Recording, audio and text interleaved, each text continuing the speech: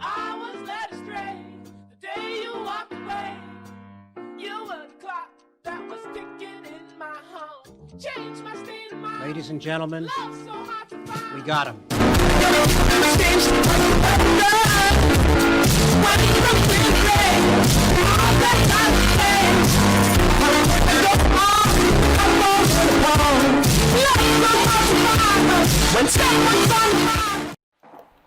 सत श्री अकाल जी सारा नु वेलकम टू द चैनल। तो यार लास्ट वीडियो के अंदर हमने डिस्कस किया था इंटेल के बारे में, लैपटॉप के प्रोसेसर्स के अंदर। तो इस वीडियो में मैं डिस्कस करूंगा AMD के बारे में। तो अगर तो आप लोगों ने वो लास्ट वीडियो नहीं देखी और आपको नहीं पता CPU के परफॉर्मेंस मैट्रिक्स के बारे में, जैसे number of course, clock speed और TDP, तो मैं यहाँ कहीं लिंक करूँगा उस वीडियो को। तो आप पहले ज़रूर जाके वो देखना और फिर इस वीडियो को भी देखना, ताकि आपको दोनों के बारे में पता लगे कि इंटेल और AMD इस टाइम पे प्रोसेसर्स के अंदर क्या कर रहे हैं लैपटॉप के अंदर। तो जानने के लिए देखते रहिए आगे ये वीडियो। तो यार जैसे इंटेल के केस में आपको i3, i5, i7 और i9 प्रोसेसर देखने को मिलते थे और उसके बाद एक वेरिएंट नेम आपको देखने को मिलता था प्रोसेसर का। सेम ही केस है AMD का भी। तो AMD के अंदर आपको Ryzen 3, Ryzen 5, Ryzen 7 और Ryzen 9 देखने को मिलेंगे। और अब इनके बारे में बात करते हैं कि इनके प्रोसेसर वेरिएंट कैसे दिखते हैं इंटेल के कंपैरिजन में। ठीक है, तो अभी देखते हैं AMD के प्रोसेसर वेरिएंट्स। तो यार AMD के प्रोसेसर वेरिएंट्स में भी 5 ही आपको कैरेक्टर्स देखने को मिलेंगे। पहले 4 होंगे आपके डिजिट्स और लास्ट होगा आपका अल्फ़ाबेट। ठीक है, अब इनका भी सेम ही फंडा है। जो चारों डिजिट्स में से पहला डिजिट होगा वो डिफाइन करेगा आपकी प्रोसेसर की कौन सी जनरेशन का है। तो अगर मान लो आपको दिखा Ryzen 9 4900H, तो जो 4 सबसे आगे लगा हुआ है उस 4 का मतलब है 4 जनरेशन। और अगर आपको दिखा हुआ कुछ मान लो जैसे 3700H, तो जो 3 लगा हुआ है वो है 3rd जनरेशन। ठीक है, तो फर्स्ट डिजिट बताता है इस केस में भी आपको कि जनरेशन कौन सी है प्रोसेसर की। और जो लास्ट अल्फ़ाबेट आपको देखने को मिलेगा राइजन के अंदर, तो उसमें आपको थैंकफुली इतनी ज़्यादा वैरायटी देखने को नहीं मिलेगी इंटेल के हिसाब से। इंटेल काफ़ी ज़्यादा कॉम्प्लिकेटेड है, लेकिन AMD में आपको सिर्फ 3 चीज़ें देखने को मिलेगी, या तो H, या तो HS, या तो U। अब मैं इन सब की भी TDP आपको आगे सामने लिख देता हूँ कि इनकी TDP क्या है। तो यार AMD के केस के अंदर जो अगर आपको लास्ट में H देखने को मिले सेम सिमिलर टू इंटेल, तो ये इनके हाईएस्ट एंड प्रोसेसर्स हैं। सबसे ज़्यादा परफॉर्म करती है H सीरीज़, उसके बाद करती है HS सीरीज़ और उसके बाद है इनकी U सीरीज़। ठीक है, U series made for ultra books, simple बिल्कुल इंटेल के जैसे। तो यार अब अगर बात करें हम AMD के Ryzen 3rd जेन प्रोसेसर्स के बारे में, तो यार ये ना 40 नैनोमीटर फैब्रिकेशन टेक्नोलॉजी के ऊपर बेस्ड थे। ठीक है, और सेम केस था इंटेल के साथ। इंटेल के अभी तक जितने भी CPU आ रहे हैं वो 40 नैनोमीटर फैब्रिकेशन टेक्नोलॉजी के ऊपर बेस्ड हैं। अब आप सोच रहे होगे कि यार फैब्रिकेशन टेक्नोलॉजी है क्या चीज़। तो यार सीधी सीधी बात है कि जो आपके प्रोसेसर्स होते हैं वो बने होते हैं ट्रांजिस्टर से। ठीक है, तो यार अप्रॉक्सीमेटली आज के टाइम में एक प्रोसेसर के अंदर 2 से 3 बिलियन ट्रांजिस्टर्स आपको देखने को मिलेंगे। ठीक है, तो ये होता है कि एवरेज नंबर ऑफ ट्रांजिस्टर्स आपके CPU के अंदर। तो यार अब इस इंडिविजुअल ट्रांजिस्टर का साइज़ क्या होगा वो आपका बताता है कि कितने नैनोमीटर का फैब्रिकेशन प्रोसेस है। तो अगर 40 नैनोमीटर आपका फैब्रिकेशन प्रोसेस है तो इंडिविजुअल ट्रांजिस्टर का साइज़ उस CPU के अंदर 40 नैनोमीटर है। और यार साइज़ जो होता है ना ट्रांजिस्टर का, उससे काफ़ी ज़्यादा इफेक्ट पड़ता है कि वो ट्रांजिस्टर कैसे परफॉर्म करेगा। जितना ज़्यादा साइज़ होगा ट्रांजिस्टर का वो उतनी ही ज़्यादा पावर खाएगा, मतलब उतना ही ज़्यादा इनएफिशिएंट होगा वो। जितना कम साइज़ होगा ट्रांजिस्टर का और तो वो कम पावर खाएगा। तो ये इफेक्ट होता है ट्रांजिस्टर के साइज़ के ऊपर। यार तो जो 3rd जनरेशन प्रोसेसर्स है ना AMD के, वो थोड़ा कम परफॉर्म करते हैं इंटेल के कंपैरिजन में, क्योंकि इंटेल का जो फैब्रिकेशन प्रोसेस है वो थोड़ा ज़्यादा रिफाइंड है। तो इंटेल की जो चिप्स है ना वो ज़्यादा परफॉर्म करती हैं और थोड़ी ज़्यादा एफिशिएंट है। ठीक है, तो इस टाइम में आप अगर कोई 3rd जनरेशन Ryzen प्रोसेसर देखोगे तो उसकी एक तो थोड़ी सी परफॉर्मेंस कम है, ज़्यादा नहीं, आप 5 से 10% मान सकते हो कम होगी इंटेल के कंपैरिजन में। और पावर एफिशिएंसी में वो थोड़ा लैग करता है। तो मतलब जो राइजन थर्ड जेन प्रोसेसर वाला लैपटॉप होगा उसकी बैटरी थोड़ी कम होगी। तो मान लो अगर इंटेल वाला आपका कोई लैपटॉप 5 घंटे आपको बैटरी लाइफ देता है, तो राइजन थर्ड जनरेशन वाला प्रोसेसर आपको ऑलमोस्ट आप मान लो कि 4 से 4.5 घंटे बैटरी लाइफ देगा। ठीक है, लेकिन जो AMD वाले प्रोसेसर्स वाली लैपटॉप्स होते हैं उनकी कॉस्ट सिग्निफिकेंटली कम होती है, अप्रॉक्सीमेटली 7 से 10 हज़ार आप मान सकते हो कम होगी compare to its Intel counterparts. तो जो प्राइस का डिफरेंस है वो काफ़ी ज़्यादा बेनिफिशियल हो जाता है लोगों के लिए, क्योंकि परफॉर्मेंस ऑलमोस्ट कंपेरेबल है, तो लेकिन प्राइस का डिफरेंस काफ़ी ज़्यादा दोनों के अंदर।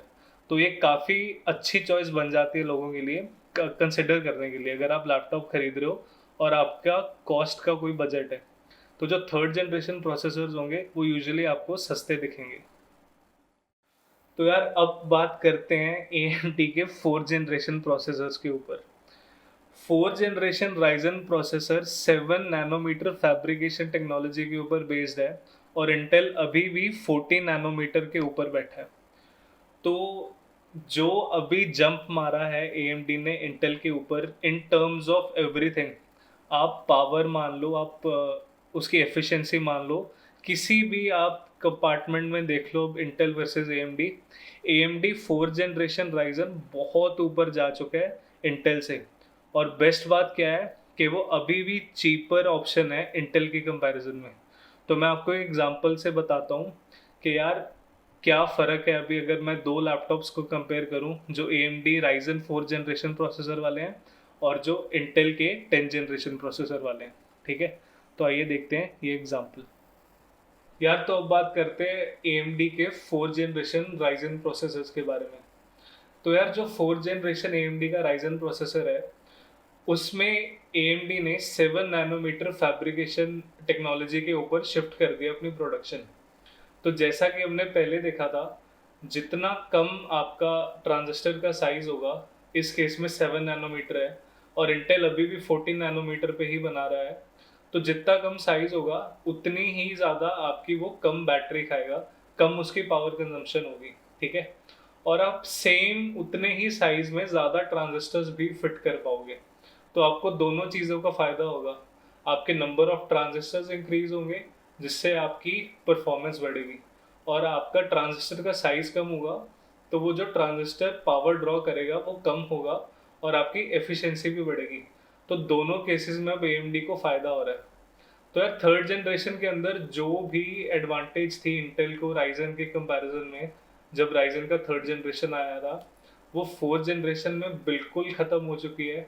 आप किसी भी चीज़ को उठा के देख लो, भले ही परफॉर्मेंस हो, भले ही प्राइस हो, भले ही आपकी आपकी एफिशिएंसी हो, हर एक कंपार्टमेंट में AMD ने इस टाइम में इंटेल को बीट कर दिया है। तो मैं आपको एग्जांपल के थ्रू दिखाता हूँ कि इतनी ज़्यादा बड़ी एडवांटेज आप मतलब आपको क्या दिखाएगी, आपको मार्केट प्लेस में आप क्या खरीद सकते हो, है ना। तो यार जो मैंने लैपटॉप चूज़ किए हैं आपको एक कंपैरिजन दिखाने के लिए, तो मैंने इंटेल के साइड से चूज़ किए MSI GS66। ठीक है, ये लेटेस्ट लैपटॉप है MSI की तरफ से और इसके अंदर है i7-10750H। ठीक है, तो 10 जेन का i7 है इसके अंदर। और AMD के साइड से मैंने चूज़ किया है Zephyrus G14 को। ये एक बहुत ही ज़्यादा पॉपुलर लैपटॉप है इस टाइम पे, आप कहीं पे भी देखो तो आपको आउट ऑफ स्टॉक ही मिलेगा। तो इसके अंदर है Ryzen 9 4900HS। ठीक है, तो जो Ryzen 9 4900HS है वो है 8 कोर 16 थ्रेड का, तो इसमें ज़्यादा नंबर ऑफ कोर्स है कंपेयर टू i7। और आप ये बात ध्यान रखना, दोनों लैपटॉप्स का प्राइस देखो, जो ज़्यादा पावरफुल प्रोसेसर वाला लैपटॉप है जिसके अंदर AMD का प्रोसेसर है उसकी प्राइस कम है इंटेल वाले के कंपैरिजन में। तो यार आपको बेटर परफॉर्मेंस मिल रही है पहली बात तो कम प्राइस के अंदर। तो अब मैं आपको इनको दिखाता हूँ Geekbench स्कोर।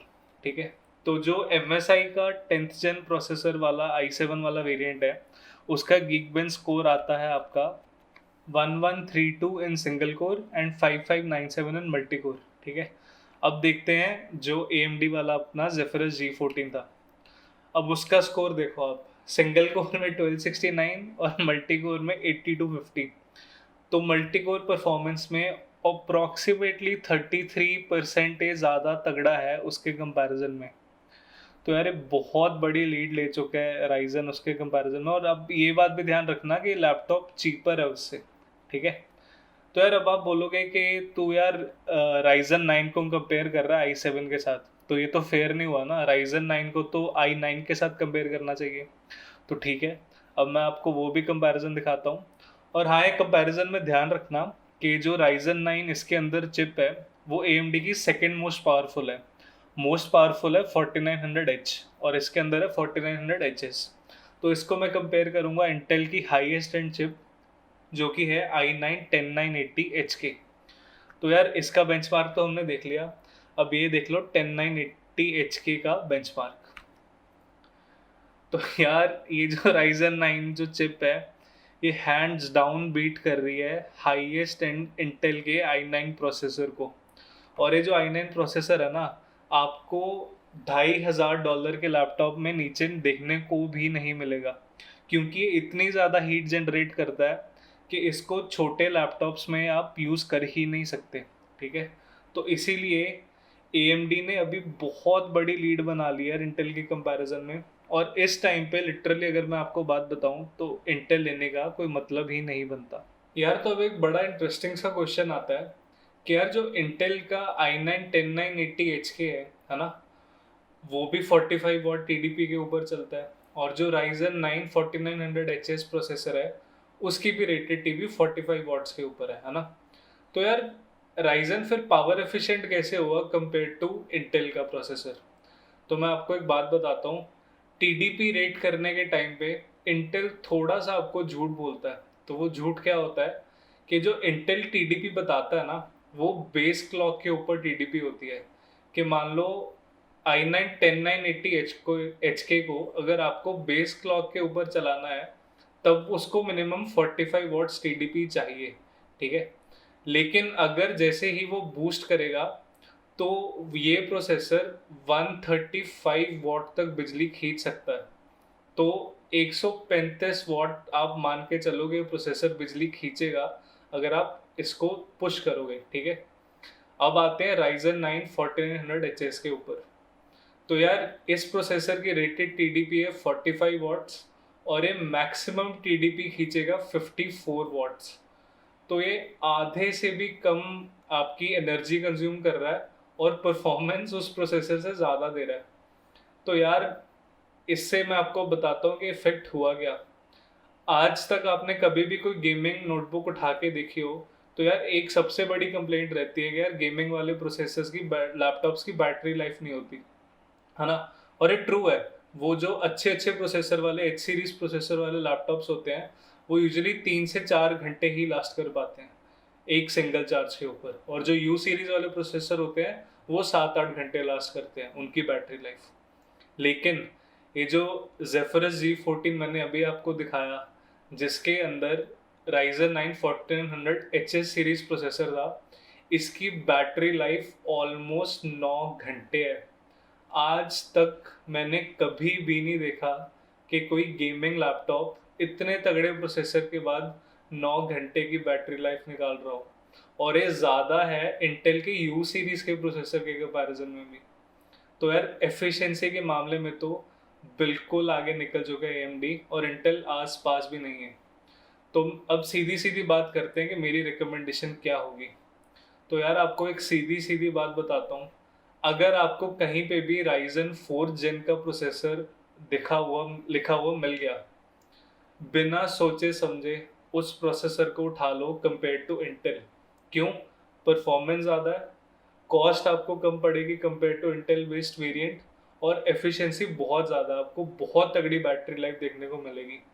तो अगर आपको कहीं पे भी Ryzen 4 जेन प्रोसेसर देखने को मिलता है तो मेरी फुल ऑन रिकमेंडेशन है उस प्रोसेसर के लिए, आपको कहीं और देखने की ज़रूरत तक नहीं है। तो यार होपफुली आपको इन दोनों वीडियोस में काफ़ी ज़्यादा मज़ा आया होगा, काफ़ी कुछ नया सीखने को मिला होगा। पर्सनली मुझे बहुत ज़्यादा मज़ा आया बनाने में, और मैं उम्मीद करता हूँ कि आपका अगर कोई भी प्रोसेसर के रिलेटेड डाउट हो वो इन दोनों वीडियो से क्लियर हो जाए कि इस टाइम करंटली मार्केट के अंदर चल क्या रहा है। तो यार बस ऐसे ही सपोर्ट करते रहना, और अब मिलते हैं नेक्स्ट वीडियो में।